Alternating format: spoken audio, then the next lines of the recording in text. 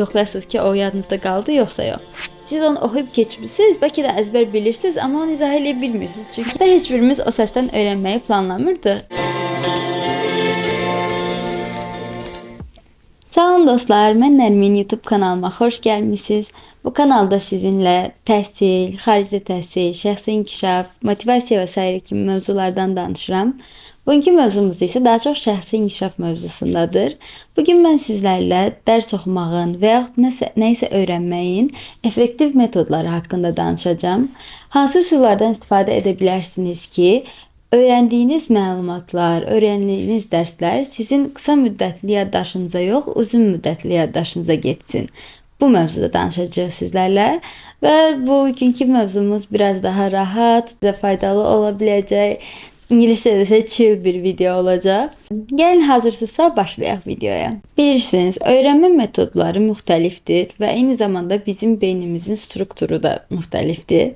Və bəzilərimiz üçün bir metod daha yaxşı işləyə bilir, digərlərimiz üçün isə o metod heç ümumiyyətcə işə yaramaya bilir. Ona görə mən çalışacağım ki, bu videoda sizə bir neçə növ metodu anlatım ki, kimin hansı metod işinə yarasa o metoddan istifadə etsin. Çünki biz bəzilərimiz vizual öyrənənlərik, bəzilərimiz yazı yazmaq vasitəsilə daha yaxşı öyrənirik, bəzilərimiz üçün dinləmək və yadda saxlamaq daha asan gəlir. Və buna görə də bizim öyrənmə metodlarımız da əlbəttə ki, müxtəlif olacaq bir-birimizdən. Deməli, gəlin bu metodlar haqqında danışmağa başlayaq. Danışacağımız birinci metod Feynman metodudur. Bu metod fizikaçı Richard Feynman'ın adından gəlir və bu metodun prinsipi sadədir. Bu metod onu deyir ki, əgər nə isə dərindən anlamaq, həqiqətən başa düşmək və uzun müddətli yadınızda saxlamaq istəyirsinizsə, öyrəndiyiniz şeyi kiməsə danışın. Yəni, məsələn, dərsi oxudunuz, ondan sonra onu kiməsə müəllim kimi izah eləməyə çalışın.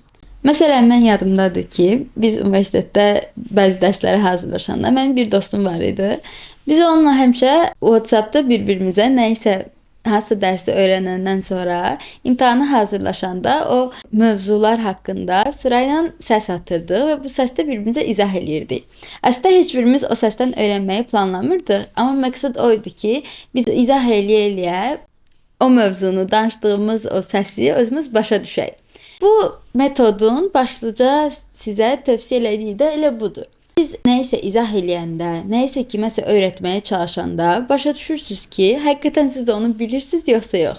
Çünki insan öz başa düşmədiyi şeyi öyrədə bilmir. Ona görə də nəyisə öyrədəndə, əgər siz nəyisə aydın izah eləyə bilmirsinizsə, nəyisə başa sala bilmirsinizsə, bu o deməkdir ki, əslində bu sizin öz beyninizdə də qaranlıqdır və siz onu oxuyub keçmisiniz, bəlkə də əzbər bilirsiniz, amma onu izah eləyə bilmirsiniz. Çünki siz onu əslində dərindən başa düşməmisiniz. Buna görə də bu metod çox faydalıdır. Bu metod sizə biliyinizi ölçməyə kömək eləyir və eyni zamanda da bu metod sizə uzun müddət ərzində bu izah elədiyinizi yadda saxlamağa kömək eləyir. Mən məsləhət görərdim ki, əgər məsələn ətrafınızda elə bir insan yoxdursa ki, ona danışa biləsiniz, ona dərs öyrədə biləsiniz bu mövzunu, siz onda özünüz üçün məsələn şəxsi WhatsApp qrupu yarada bilərsiniz, ancaq özünüz olan və nəyisə öyrəndikcə ora özünüzün səsini ata bilərsiniz. Bu səsi atanda görəcəksiniz ki, siz bunu başa sala bilirsiniz yoxsa yox. Danışacağımız ikinci metod isə aktiv xatırlama metodudur. Bu nə deməkdir? Məsələn, nəyisə oxudunuz, oxuduqca ora özünüzə oxuyub qutarandan sonra cavab verməyə bir neçə sual yazın. Yəni, oxuyanda bəlkə də o suallar sizə tam aydındır, düzdür. Oxuyanda deyirsiniz ki, hə də bilirəm bunun cavabını onsuz ki. Amma onu sual olaraq özünüzə yazın və hər şeyi oxuyub qutarandan sonra o suallara baxın. Və oxuyub qurtaran kimi yaddaşınızı aktivləşdirin. Yəni, oxuyub qurtaran kimi çalışın yaddaşınızda belə bir oyun oynayasınız ki, yoxlayasınız ki, o yadınızda qaldı yoxsa yox. Məsələn, bu suallara cavab verərək xatırlamağa çalışın. Bu sizə kömək eləyəcək ki, sadəcə nəyisə üzdən oxuyub keçmişsiniz, amma eyni zamanda da onu xatırlamağa çalışırsınız və beyniniz sizin daha tez bu informasiyanı uzun müddətli yaddaşınızda saxlamağa çalışacaq. Üçüncü metod qeyd götürmə metodudur. Bu mövzu haqqında mən bundan əvvəlki videom olan TOEFL imtahanı haqqında olan videoda da danışmışdım. Və mən düşünürəm ki, not götürmə çox xüsusi bir bacarıqdır. Bu nə deməkdir? Siz nəyisə dinləyərkən, nəyisə oxuyarkən özünüzə qeydlər eləməlisiniz və bu qeydlər köçürmə olmamalıdır. Bu qeydlər sizin öz beyninizin oxuduğunuzu necə ümumiləşdirməsi olmalıdır. Sizin öz beyninizin qeydləri olmalıdır. Məsələn, mən not götürməyi, nəyisə oxuyarkən vacib olan yerlərin altından xətt çəkməyi və yaxud onu xüsusi rənglərlə işarələməkdən daha çox üstün tutardım. Çünki siz məsələn oxuyursunuz, altından xətt çəkdiniz, onu qəşəng rənglədiniz. Bu sizə məhsuldarlıq hissi verəcək, bu sizi diqqətli olduğunuzu düşünməyə vadar eləyəcək.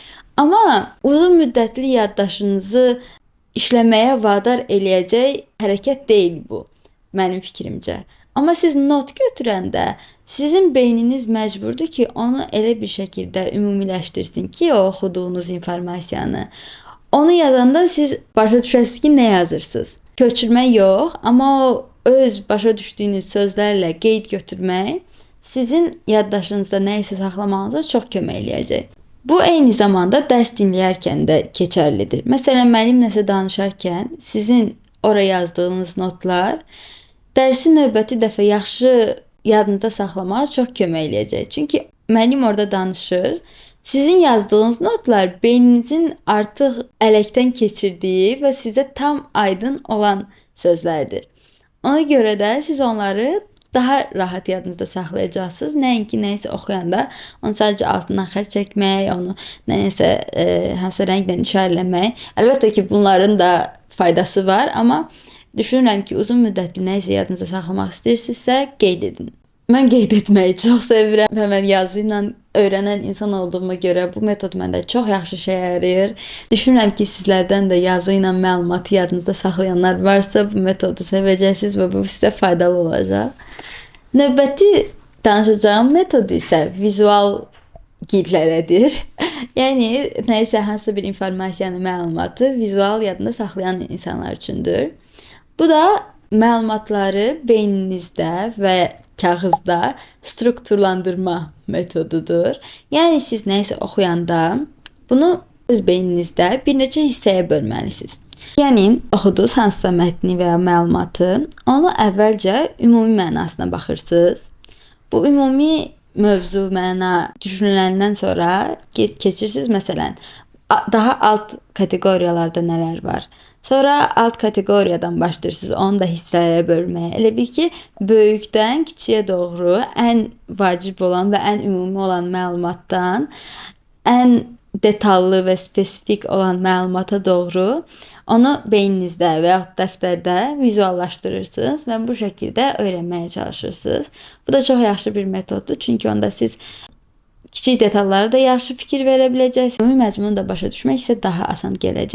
Və sonuncu deyəcəyim metod da deep work metodudur. Bu da o deməkdir ki, məsələn, hamımız Pomodoro texnikasını bilirik artıq. Bu o deməkdir ki, müəyyən müddət diqqətinizi cəmləyib nəyisə oxuyursunuz, hansı bir işi görürsünüz.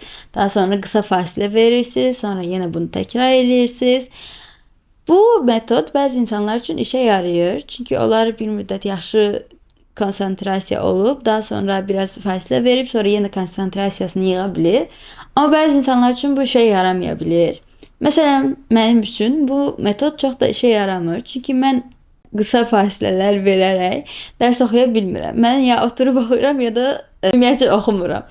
Ona görə, məsələn, mənim üçün bu deep work metodu işimə yarayır. Çünki burada bu metodda nə deyilir? Nəyisə oturub 60-90 dəqiqə çərçivəsində tam diqqət, heç nə fokusunuzu pozmadan oxumaqdır bu metod. Və 60-90 dəqiqə çox tövsiyə olunan bir müddətidir. Çünki bu müddətdə beynimiz həqiqətən də tam konsentrasiya ola bilir və biz nəyisə dərindən oxuya bilirik o qədər müddətdə. Belə dostlarım, bugünkü bölüşmək istədiyim metodlar bunlar idi. Əlbəttə ki, sonsuz metodlar var, sonsuz yoxlaya biləcəyiniz texnikalar var. Bunlar mənim üçün işə yarayan və məsləhət verə biləcəyim metodlardır. Ümid edirəm işinizə yarayar. Növbəti videoda görüşənədək. Bye bye.